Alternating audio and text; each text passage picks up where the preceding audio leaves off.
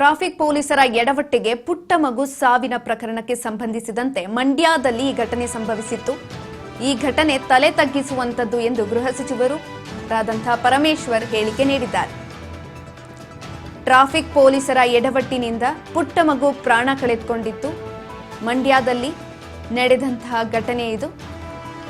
ಗೃಹ ಸಚಿವರು ಈ ಒಂದು ಕೃತ್ಯ ತಲೆ ತಗ್ಗಿಸುವಂತದ್ದು ಅಂತ ಹೇಳಿಕೆ ಕೊಟ್ಟಿದ್ದಾರೆ. ಬೆಂಗಳೂರಿನಲ್ಲಿ ಗೃಹ ಸಚಿವ ಪರಮೇಶ್ವರ್ ಹೇಳಿಕೆ ನೀಡಿರುವಂತದ್ದು. ಇಂಥ ಘಟನೆಗಳು ಆಗದಂತೆ ಕ್ರಮ ವಹಿಸುತ್ತೇವೆ. ಈಗಾಗಲೇ 3 ಪೊಲೀಸರನ್ನ ಅಮಾನತು ಮಾಡಲಾಗಿದೆ. ಇವತ್ತು ಸಭೆ ಕರೆದಿದ್ದೇನೆ, ಅಧಿಕಾರಿಗಳ ಜೊತೆ ಚರ್ಚೆ ನಡೆಸ್ತೇನೆ. ತದನಂತರ ಪೊಲೀಸರು ನಿನ್ನೆ ಮಾನವೀಯತೆ ತೋರಿಲ್ಲ, ಸ್ವಂತಿಕೆ ಪ್ರದರ್ಶಿಸಿಲ್ಲ ಎಂದು ಬೆಂಗಳೂರಿನಲ್ಲಿ ಗೃಹ ಸಚಿವ ಡಾಕ್ಟರ್ ಜಿ ಪರಮೇಶ್ವರ್ ಅವರು ಹೇಳಿಕೆ ಕೊಟ್ಟಿರುವಂಥದ್ದು.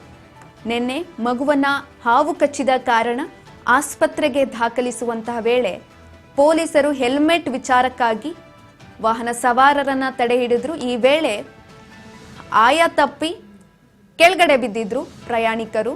ಆಗ ಮಗು ಮೇಲೆ ಲಾರಿ ಹರಿದಿತ್ತು. ಈ ವೇಳೆ ಮಗು ಸಾವನ್ನಪ್ಪಿತು ಕೂಡ. ಏನೇ ಮಾಡಿ ಆಸ್ಪತ್ರೆಗೆ ದಾಖಲಿಸಿದ್ರು ಕೂಡ ಮಗುವಿನ ಪ್ರಾಣ ಉಳಿಲಿಲ್ಲ. ಈ ನಿಟ್ಟಿನಲ್ಲಿ ಪೊಲೀಸರ ಮೇಲೆ ಅಲ್ಲಿನ ಪೋಷಕರಾಗಿರ್ಬೋದು ಅಥವಾ ಸ್ಥಳೀಯರಾಗಿರಬಹುದು, ಗ್ರಾಮಸ್ಥರಾಗಿರ್ಬೋದು ಆಕ್ರೋಶ ಹೊರಹಾಕಿದ್ರು. ಅದೇ ನಿಟ್ಟಿನಲ್ಲಿ ಮಂಡ್ಯದಲ್ಲಿ ನಡೆದಂತಹ ಘಟನೆ ಇದು. ಇದೀಗ ಸಚಿವ ಪರಮೇಶ್ವರ್ ಅವರು ಹೇಳಿಕೆ ಕೊಟ್ಟಿದ್ದಾರೆ ಬೆಂಗಳೂರಿನಲ್ಲಿ. ಈ ಒಂದು ಘಟನೆ ತಲೆ ತಗ್ಗಿಸುವಂಥದ್ದು. ಇಂಥ ಘಟನೆಗಳು ಆಗದಂತೆ ಕ್ರಮ ವಹಿಸುತ್ತೇವೆ. ಈಗಾಗಲೇ ಆ 3 ಕೂಡ ಅಮಾನತು ಮಾಡಲಾಗಿದೆ. ಇವತ್ತು ಸಭೆ ಕರೆದಿದ್ದೇನೆ, ಅಧಿಕಾರಿಗಳ ಜೊತೆ ಚರ್ಚೆ ಮಾಡಿ ತದನಂತರ ನಿರ್ಧಾರಗಳನ್ನು ತೆಗೆದುಕೊಳ್ತೇವೆ. ಪೊಲೀಸರು ನಿನ್ನೆ ಮಾಡಿದಂಥ ಮಾನವೀಯತೆ ತೋರಿಲ್ಲ, ಅವರು ಸ್ವಂತಿಕೆ ಪ್ರದರ್ಶಿಸಿಲ್ಲ ಈ ಘಟನೆಯಲ್ಲಿ ಎಂದು ಆಕ್ರೋಶ ಹೊರಹಾಕಿದ್ದಾರೆ ಡಾಕ್ಟರ್ ಜಿ ಪರಮೇಶ್ವರ್ ಅವರು ಬೆಂಗಳೂರಿನಲ್ಲಿ.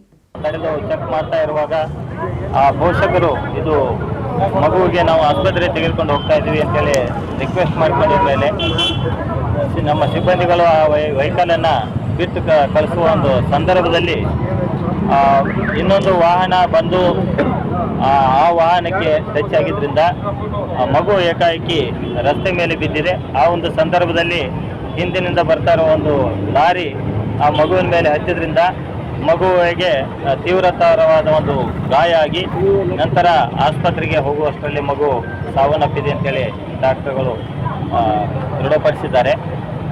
ಈ ಒಂದು ಘಟನೆಗೆ ನಾನು ಪೊಲೀಸ್ ಇಲಾಖೆ ವತಿಯಿಂದ ಆ ಒಂದು ಮಗು ಈ ಒಂದು ಘಟನೆಯಲ್ಲಿ ತೀರಿ ಹೋಗಿದ್ದಕ್ಕೆ ವಿಷಾದ ಕೋರುತ್ತಾ, ಏನು ನಮ್ಮ ಸಿಬ್ಬಂದಿಯವರು 3 ಜನ ಆ ಒಂದು ಸ್ಥಳದಲ್ಲಿ ವೆಹಿಕಲ್ಗಳನ್ನು ಚೆಕ್ ಮಾಡ್ತಾಯಿದ್ರು. ಆ 3 ಜನ ASIಗಳು ಅವರು ಸರಿಯಾದ ಸುರಕ್ಷತಾ ನಿಯಮಗಳನ್ನು ಪಾಲಿಸದೆ ಈ ವಾಹನಗಳನ್ನು ತಪಾಸಣೆ ಮಾಡ್ತಾ ಇರುವುದು ಮೇಲ್ನೋಟಕ್ಕೆ ಕಂಡು ಬಂದಿದ್ದರಿಂದ 3 ಜನ ASIಗಳಾದ ASI ಜಯರಾಮ್, ASI ನಾಗರಾಜು ಮತ್ತು ASI ಗುರುದೇವ್ ಈ 3 ಜನ ಸಿಬ್ಬಂದಿಯವರು ತಡೆದು